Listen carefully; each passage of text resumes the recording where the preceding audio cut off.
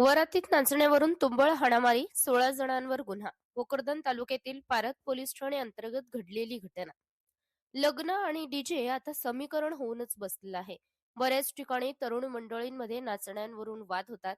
अशीच एक घटना भोकरदन तालुक्यातील पारद येथे लग्न समारंभामध्ये नाचण्यावरून दोन गटात अनिमारी झाली.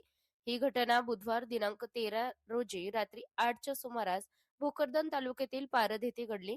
या प्रकरणी पारद पोलिसांनी 16 जणांवर गुन्हा नोंद केलाय. जयेश अविनाश देशमुख राहणार पारद तालुका भोकरदन यांनी दिलेल्या तक्रारीत म्हटले आहे की लग्नाच्या वरातीत नवरदेवासमोर नाचत असताना धक्का लागला.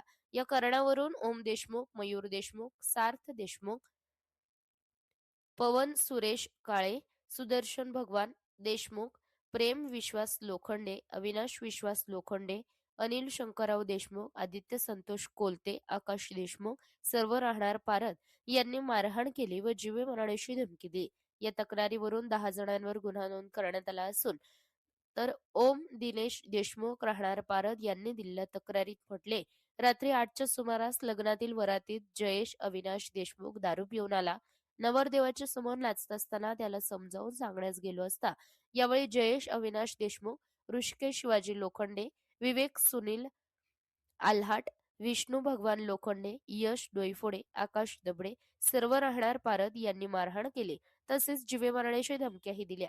या तक्रारीवरून पोलिसांनी 6 जणांवर गुन्हा नोंद केलाय तर पुढील तपास पोलीस निरीक्षक संतोष माले हे करीत आहेत. महाराष्ट्र लोकन्यूज साठी प्रतिनिधी बाळासाहेब देशमुख, भोकरदन.